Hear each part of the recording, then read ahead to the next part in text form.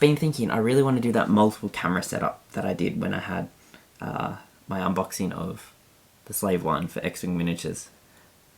But to do the multiple camera setup, you're just looking at the crap that I've got here that I've been meaning to do, the acoustic foam board and all that. I don't know what's going on. Hey guys, welcome back to Adventures of Well, I'm me, and today we're going to be continuing Game a Day. Today's discussion is on Harvest Moon: A Wonderful Life on the GameCube. This game, I love.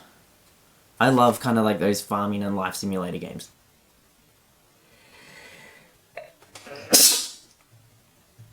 I love kind of being able to invest myself in a game casually where I can just play and live out the life of someone else and do... I like the farming, I like construction, I like all those things, and I love how these games, they're very casual, so you can just pick them up at any point and have massive gaps between them, and then come back into it and play some more. That's what I love about like Animal Crossing, except I hate having weeds in my town. Sneezing a lot in this video. I love the relationship mechanics in these type of like life simulation games. And I really like life simulation games where you get to farm. Now, I love this game based on the fact that it was at the time on the GameCube where I really started getting into more of those games. We had Animal Crossing. We borrowed that from Blockbuster, I believe. And I wanted something like that, and I saw a recommendation for this for games like that. And also how it was harder to come by at the time. Because a lot of the games that I was picking up for the GameCube were kind of after their initial release as well, so it was trying to find them in stores in Australia and make sure that I could get my hands on them. This is one of those games. Oh, sorry for like the hiccups and the sneeze. I don't know what's going on. But this is one of those games. I think it's one of the games from Natsume before they kind of are now just a name, and it's not really the same company anymore. Not long after this, I think it is, they go into some of the DS games, and then they just kind of have the Harvest Moon as a name and not really anything good anymore. I've got more recent Harvest Moon games and I do not like them. Stardew Valley, which is like completely inspired by the more original Harvest Moon playstyle, is amazing.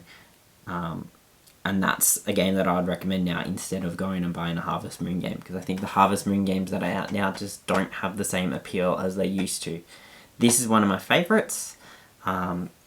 There are others that are really good. I love the ones on like the Game Boy and the Game Boy Advance. They're great. Some of the DS ones are great, but they're just not the same as the vibe and the story that you kind of get from this one. I just like the animation in this one. It was pretty cool. There's definitely some flaws with this, and it's also definitely challenging as a kid to play this. If you're wanting to kind of expand everything properly, because you just have to manage a lot of things, and that can get overwhelming without much instruction. I always find that I play these games and I just tend to run out of money, or I just can't make a sufficient farm if I'm not trying my hardest to focus and work through it. So there are some challenges with that, but there's also the fun aspect. I like the fact that in a lot of the Harvest Moon games that you actually can have a child, and then that child can then run the farm for you in the future. And it's kind of like that generational thing. But yeah, I don't know, there's something about just farming games and being able to have a farm and get the crops and get your animals that I enjoy. It's kind of relaxing. You know, you don't have to be stressed about anything, because you literally just, you're playing a farming simulator. You go farm, sell stuff, and then go to the next day. That's it, really. So I love that, and I think the part that I struggle with the new Harvest Moon games is they require you to do so much extra stuff that isn't necessary.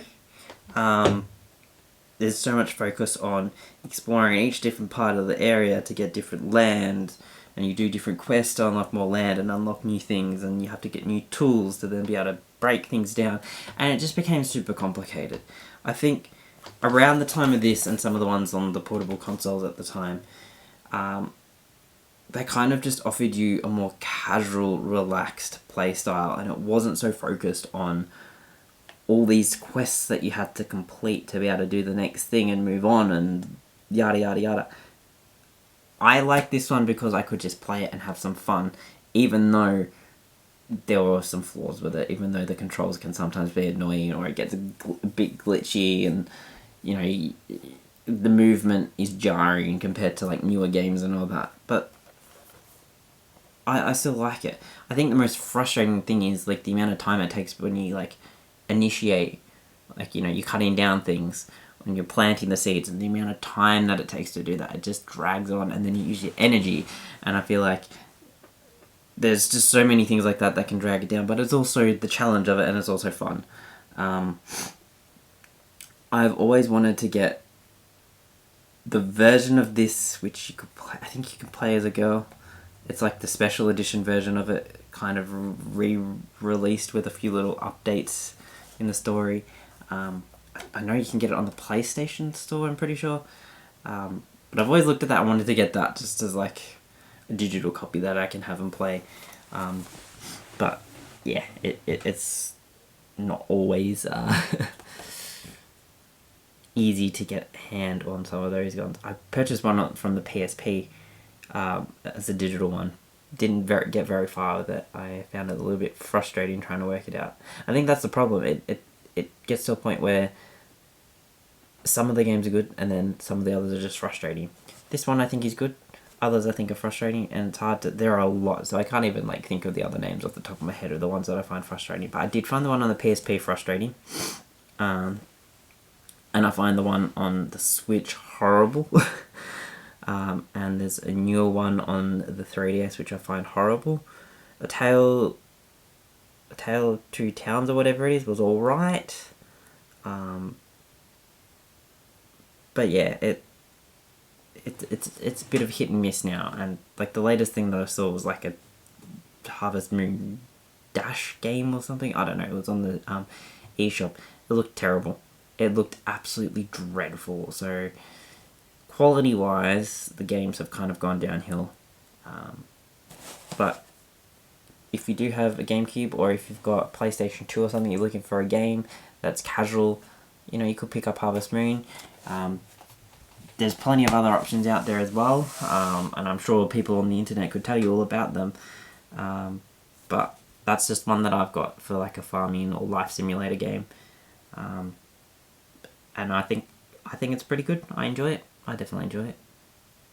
Anyway, but that's today's video, guys. I hope you enjoyed the video. If you did, please hit that like button and consider subscribing to see more content coming your way. Have a great day. See you then.